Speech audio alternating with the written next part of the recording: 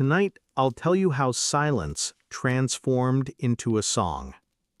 On Christmas Eve, 1906, ships in the Atlantic Ocean were listening silently to their radio devices when suddenly music rose. At the same time, the same notes. Loneliness ended. The first minutes of the radio age had begun. Tonight, I'll tell you the story of radio. But this isn't just the story of a technology. This is the story of how the world shrank, how families changed their way of coming together, how silence ended forever.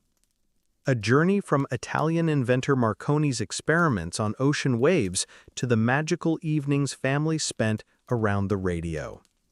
Because radio wasn't just sound waves. It was humanity's first shared dream. Millions of people could listen to the same song at the same time, hear the same news. Distances had vanished. Homes had suddenly become the center of the world. Our story begins in 1894 with a young Italian man. Guglielmo Marconi was only 20 years old but had a wild dream in his mind, sending sounds wirelessly.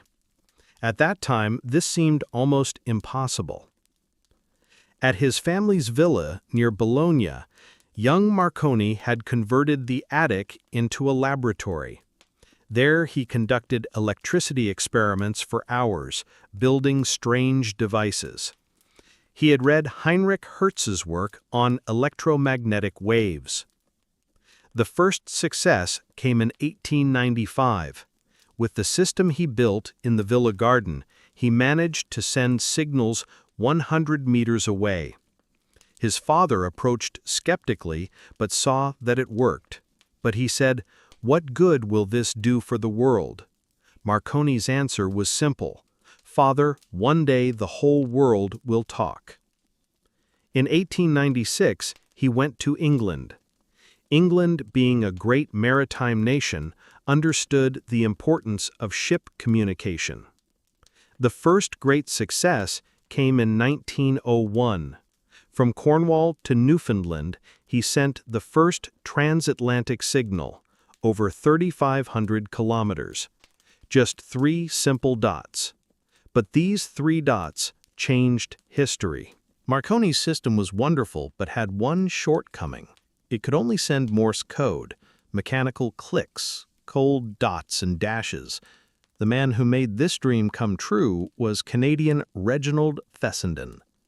Born in 1866, Fessenden had worked in Thomas Edison's laboratories, but his dream was different, sending sound waves through the air. Fessenden's problem was this. Marconi's system sent intermittent signals, but human voice is continuous, changes, rises and falls. How could he transmit this? And finally, he found the solution that would give life to human voice, amplitude modulation, or AM. Modifying a high-frequency carrier wave according to sound waves. This technique is still used today. Fessenden was the true inventor of modern radio. He worked for years at the Brant Rock Station in Massachusetts. The 120-meter-high antenna was the tallest structure in the area. At night, that giant antenna reaching toward the sky seemed to be trying to talk to the stars. By 1906, he was ready. The system worked perfectly. It conducted regular voice transmission between Plymouth and Brant Rock. But he was preparing for the real big test, presenting the world's first radio broadcast. Fessenden knew this test wasn't just a technical experiment. This was the moment that would forever change humanity's way of communication. December 24th, 1906, Christmas Eve. At Brant Rock Station, Fessenden and his team were making final preparations. Days earlier, they had sent word to United Fruit Company ships and the U.S. Navy, "Keep your radios on tonight at 9 p.m. Ship operators didn't understand this message. What could come from the radio? Just Morse codes, clicking sounds? But they waited with curiosity anyway. At exactly 9 p.m., Fessenden approached the microphone. His heart felt like it would burst from his chest. the result of years of work would fit into this night. First he sent CQ, CQ, CQ, the general call code. Then he began to speak. "Hello, this is Brant Rock Station. I'm presenting you with a special program." On ships in the Atlantic, operators were shocked. Was a human voice coming from the radio? This was impossible. They removed their headphones and put them back on, their hands trembling, looking at each other. No, they weren't mistaken. Someone was really speaking. Then the music began. Handel's Largo began playing from Edison's phonograph. The operators listened spellbound. These sounds were like a miracle, echoing in the darkness of the ocean. Then Fessenden took his violin. He began playing "O Holy Night." He was also singing at the same time. The voice sometimes trembled, sometimes strengthened, but that moment was truly magical. Finally, he read a section from the Bible and wished, "Merry Christmas." The broadcast ended like this. It lasted a total of 15 minutes. But those 15 minutes had changed the world. The next morning, messages from ships began arriving. From Norfolk, Virginia, to ships in the Caribbean, dozens of operators confirmed this experience. Fessenden repeated the same program again. Now the world had seen how invisible waves could unite humanity. But Fessenden's invention couldn't become a commercial success. His company went bankrupt, and he left the radio business. World War I showed radio's importance. In 1920, KDKA in Pittsburgh, America's first commercial radio station, went on air. While there were only 60 radio stations in 1922, this number exceeded 600 in 1925. Radio fever quickly engulfed the entire country. The first radio advertisements began in 1922. At WEAF station in New York, $50 was charged for a 10-minute real estate advertisement. Radio's commercial power had been discovered. By 1925, radio had settled into the center of American homes. Radios produced as large wooden boxes took the most special place in the living room. Families would gather around the radio after evening meals. This gathering ritual was considered almost sacred. Father would turn the radio knobs, tune the stations, static, interference, voices from distant cities.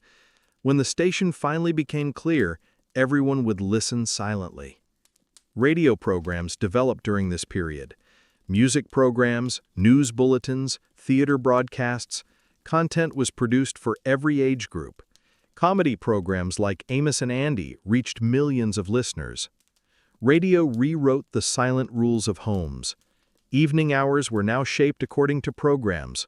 When a favorite program was about to start, everyone would drop what they were doing and go to the radio. In dim light, everyone would hold their breath and listen in the warm glow of the radio. Streets would empty, houses would become silent. Special programs were made for children. Adventure programs like Little Orphan Annie and The Lone Ranger enchanted children. Every evening at the same time, the adventures of the same characters would be listened to. Radio also shaped musical tastes. Local musicians became known nationwide thanks to radio. Country music, jazz, swing, every type of music found its place on radio. During this period, radio listening became a social activity. Neighbors would gather at radio-owning families' homes and listen together. Radio ownership was a sign of prestige. The 1930s were radio's golden age. Radio dramas reached their peak. Programs like The Shadow and The Mercury Theater enchanted listeners. These worlds built with sounds alone literally shaped the imagination of millions of ears. The most famous radio drama occurred in 1938. Orson Welles presented War of the Worlds in a very realistic news format. That evening, millions of Americans believed what their ears heard was real and panicked. People left their homes. This event showed radio's power to the entire world. Radio was also used as an educational tool. Universities began offering radio courses. Radio journalists like Edward R. Murrow emerged. During World War II, Murrow's broadcasts from London made Americans witness the realities of war. Sponsored programs became widespread. Programs like Lux Radio Theater were financed by brands. Radio laid the foundation of commercial media. World War II was one of radio's most important periods. Between 1939 and 1945, radio wasn't just an entertainment tool, but a vital source of information. Families eagerly followed war news around the radio. Governments discovered radio's propaganda power. BBC World Service, Voice of America, Berlin Radio. Every country was in a race to make its voice heard worldwide. Radio waves became a weapon that shaped the invisible fronts of war. Winston Churchill's radio speeches kept British morale high. "We shall never surrender," spread to the entire world through radio waves. Radio had become the voice of hope. Families listened silently to the radio. Their eyes would fill with tears. Some would clasp their hands hopefully. Franklin D. Roosevelt's fireside chats united Americans. He spoke as if sitting next to every family by their radio. This showed radio's power to create personal connections. In Nazi Germany, Joseph Goebbels turned radio into a propaganda weapon. People's Receiver produced cheap radios. The goal was to reach Nazi propaganda in every German home. Radio's dark side was beginning to emerge. Resistance fighters used radio as a communication tool. BBC's French broadcasts sent coded messages to resistance groups. Radio was also part of the freedom struggle. During this period, women entered the radio sector.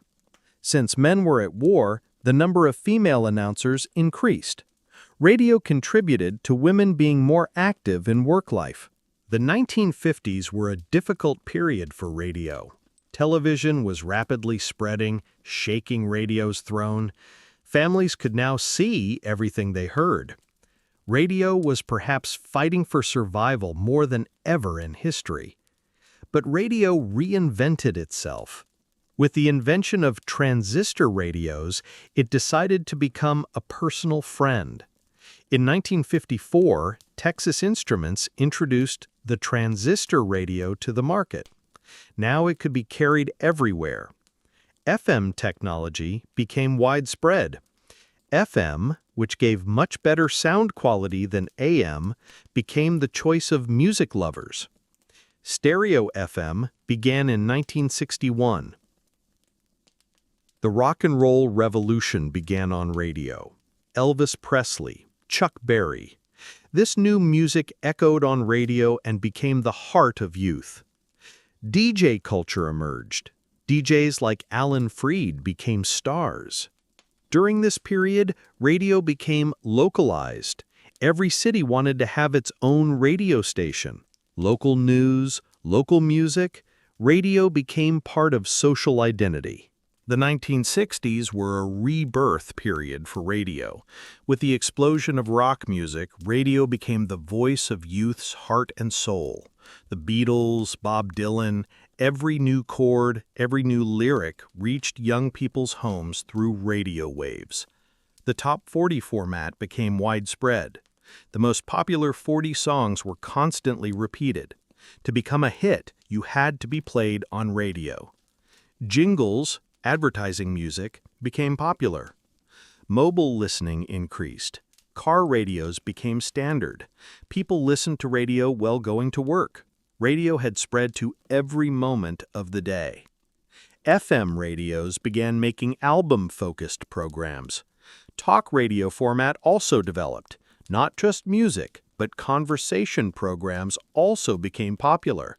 Radio became a public sphere. With the 1990s, radio underwent a new transformation. With the rise of the internet, radio waves moved to a digital dimension. The first internet radio stations emerged. Now radio could be listened to from anywhere in the world. The podcast revolution began in the 2000s. Radio formats moved to the internet environment.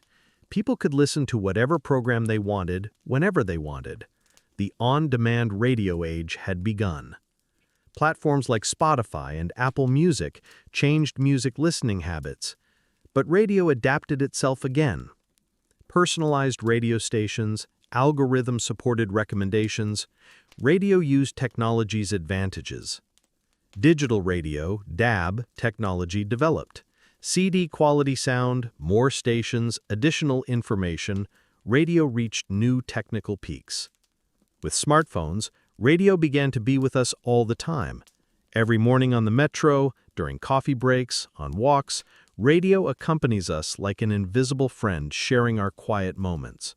Bluetooth headphones, smart speakers, radio listening methods are constantly evolving. Today there are more than 44,000 radio stations worldwide. 2 billion people listen to radio every day. Fessenden's 15-minute broadcast in 1906 has turned into billions of hours of content today. Radio's greatest power is still the same: intimacy. Television is watched, radio is listened to. Radio creates a personal bond with the listener. It's not just heard, but felt. Words and melodies reach hearts directly. Radio is also the heart of local media. In natural disasters, in emergencies, radio is the first messenger. When the internet goes down, when electricity goes out, radio continues to work. Now close your eyes and think of that Christmas night in 1906. In the dark waters of the Atlantic, ship operators are hearing music from the air for the first time. Those first notes that broke the silence changed the lives of billions of people. Perhaps radio's greatest legacy is this: shrinking the world. The journey that began with Fessenden's first broadcast continues on the phone in your pocket today.